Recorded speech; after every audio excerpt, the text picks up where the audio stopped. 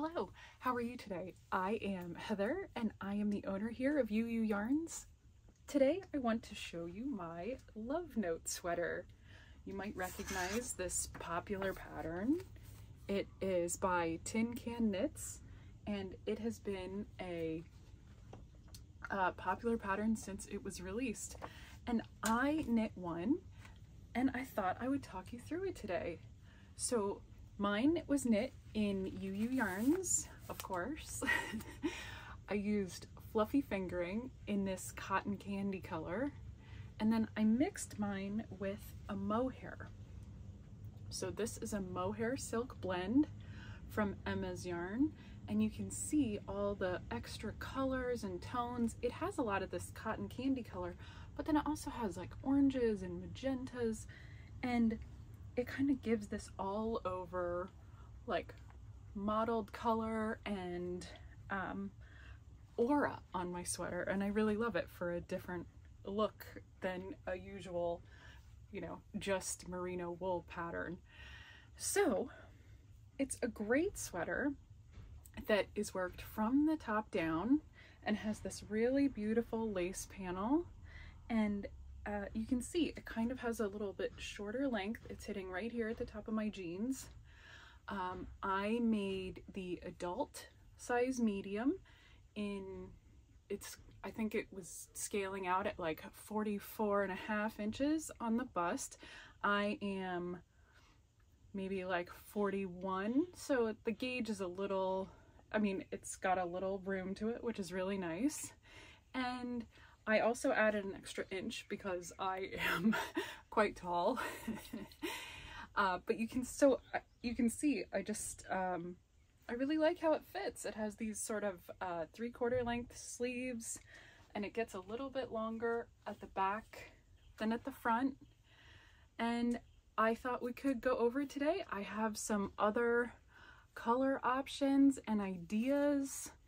And yeah, we have so many pretty colors of fluffy fingering yarn that you could knit this project with. So what I'm going to do now is flip the camera and kind of show you the steps and stages of how to knit this sweater. So I hope you'll stay tuned and I'll see you on the other end. So here is my Love Note sweater, and you know, it is a project that I do really love. So I made the adult size medium in, which was like a 44.5 inch bust measurement. And like I said, I did add that extra inch before I started the short row shaping, because you can see the sweater has a little bit longer back line than it does at the front. There's kind of an inch or so difference. But yeah, let me show you the yarn I used. So I used fluffy fingering in this cotton candy color, and I chose to mix it with a mohair. And you can see sort of the color depth on this one. It is pinks and oranges and magenta. And this is a mohair silk combination by Emma's yarn. Here we are. So yes, I used Emma's yarn Marvelous Mohair in the color Cali Girl. And it took me, this was my second hank here, so I still have a good portion of it left. And I used 4 balls of the fluffy fingering held together with the mohair. And you can see in the photos that how it looked before I knitted it. And then you can see here all the texture and color once those 2 yarns were knitted together. So it was one strand of each held together the entire time. And I don't know, it was just a really fun way of pulling it together. I have some other options that you can do. For a less expensive mohair, you could get something like this. It's not hand dyed. I got this one thinking it would look really pretty with the aquamarine. Look how pretty that looks. Kind of, this is cool, and the aura from the mohair I think would really sort of tone down the brightness on that aquamarine. I think that would just give a really pretty sheen, kind of icy blue, isn't it? And then another option I have is this mohair. This was really pretty. I couldn't resist this blue color, and I thought it would look really pretty with the sapphire, or I thought it would also look really pretty with the sky blue. So this would sort of cool it all back, and this would make a more bold look. And if you ever wondered if a yarn company owner has a yarn stash, here's your answer. She sure does. So, I mean, I don't know if all of these will end up to be love notes, but I thought I would show you. I did buy this one with the intention of a love note, but then I ended up with the hand-dyed yarn as well, and that was the one I knit first, so maybe I'll knit another. But there is another option, is you can take fluffy fingering and knit it held double, so you don't have to knit this sweater with a mohair. You can use 2 strands of our fluffy fingering, and you get such a beautiful fabric with a ton of texture. I knit this little swatch so you could see what it would look like. So this is the fluffy fingering held 2 strands together. I just pull from the inside and from the outside of the ball, and it makes this like just really beautiful fabric. So this was the same needle size that I knit this sweater on, and you can see how it compares. So I think you would really get some incredible texture across this lace with this beautiful double strand fluffy fingering. The stitch definition would really pop because of the nice twist of the yarn. And you can see it, it's really kind of, it's still soft and movable just like the original. So that is a great option. I knit this one in the saffron color. So I thought that would be fun. But let me, now that we have gone all yarn crazy here, let me walk you through the steps of the pattern and sort of how it gets constructed. So as you can see here, it has the circular yoke at the top and the lace pattern, and then some extra increasing, and you work out to the sleeves and down the body. You begin here at the neckline with a provisional cast on, which I know if you haven't done it before, maybe sounds a little daunting, but Tin Can Knits, the designer, have a beautiful tutorial online about how to do the provisional cast on, and then even how to handle it when you're done with the sweater too. So lots of good tutorials about this whole sweater on their website too. So the pattern starts here just below this ribbing, and you work out in increasing as you would a circular yoke. So there's a few rows of increasing that happen in this section, and then you begin the lace stitches. So I thought the lace was going to be hard, but it really wasn't. It was a lot of fun to work. You just take your time, and you can put stitch markers in between each repeat as you go around, and that helps you sort of identify which section you're working on. And then it also only needs to be worked 2 times for this size.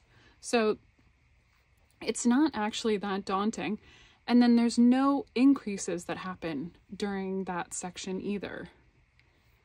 I would say the most challenging, which isn't even that challenging, part about the lace panel is that one time during a repeat, you need to move your marker one stitch at the back of the round.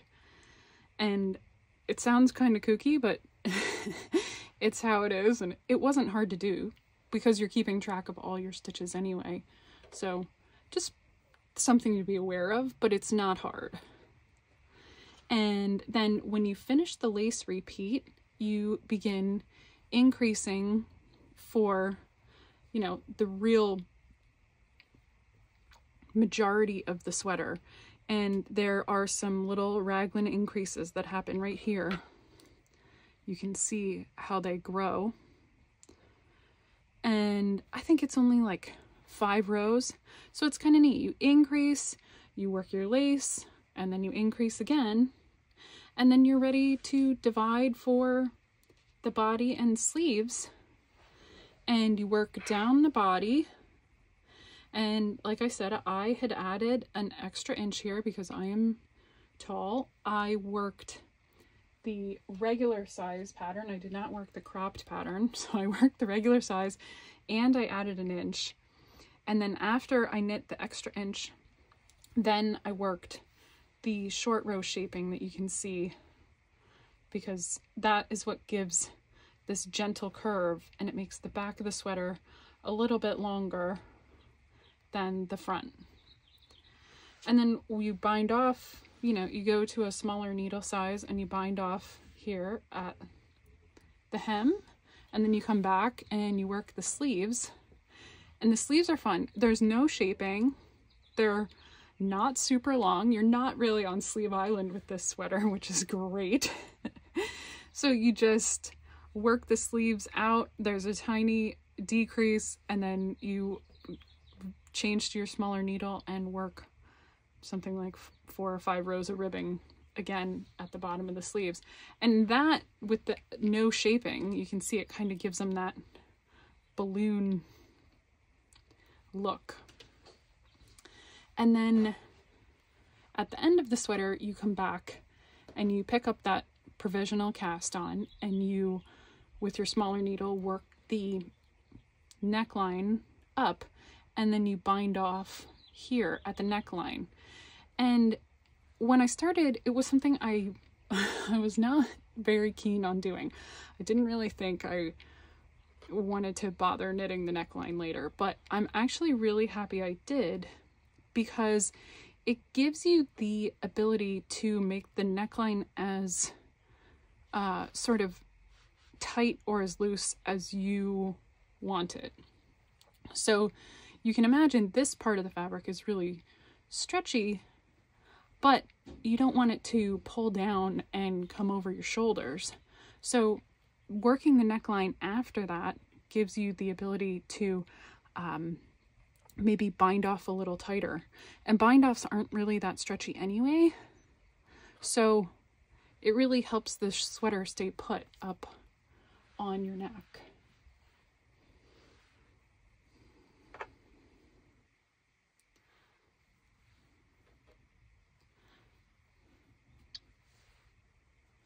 So that is a nice little overview of my Love Note sweater.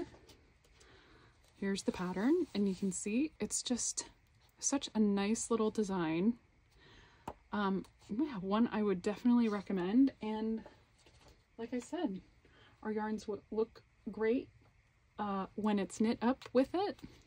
You can mix and match like me, or you can just go all double strand and have an awesome textured sweater. The choice is yours. And I hope you'll knit it. So there you go. That is kind of an overview of how the Love Note sweater is worked and what I did to finish mine. I really do love this sweater. I wear it a lot, and every time I do, I get a ton of compliments. People asking for one for themselves. Like, okay, but anyway. So I hope maybe you will take the time to knit a love note for yourself. You know, whether or not you want to knit it in a mohair mixed with our merino wool, or if you want to use that fluffy fingering held double-stranded like I did in that little swatch. I think this would really show that lace stitch definition so well. And if this is a look that appeals to you more than the fluffiness of the mohair, then by all means, knit the sweater that you are going to love.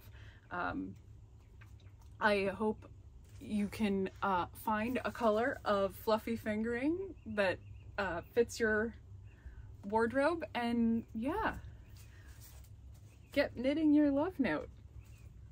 If you have any questions about color pairings and what things might work together, you can always reach out and email us.